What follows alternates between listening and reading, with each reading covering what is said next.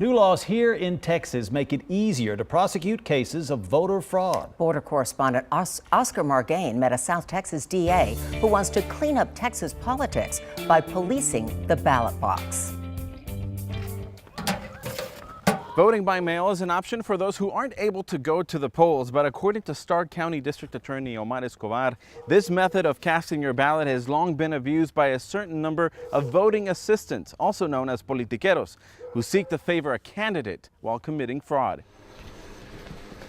A new law on the books since December, stiffening penalties for mail-in ballot fraud, has led District Attorney Omar Escobar to arrest 2 people this week.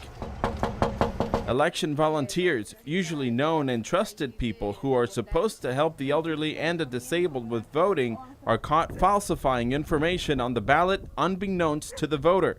In one case, a ballot was cast even after the voter had died. So you'd have many voters claiming disability voting at home, or somebody voting for them, submitting their ballots back to the Elections Administration Office, and they're getting counted. Escobar says before the changes to the election code, the state would discourage local election offices from questioning a person's claimed disability, allowing for abuse of the system. Anytime you have a system where you have ballots floating around in mailboxes, I mean, you're creating the circumstances for fraud.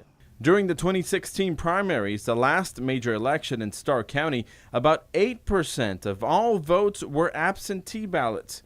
Illegal voting is difficult to measure, says Escobar, and it's not particular to the border, rather a nationwide problem where even non-citizens can vote. No doubt in your mind. There is no doubt that there are non-U.S. citizens registered to vote, certainly in Starr County. The way persons are registered to vote don't really require any kind of backup documentation. Yeah, you can do this. Escobar is warning residents about the issue ahead of the March primaries, making an example of those who dare to ignore the law.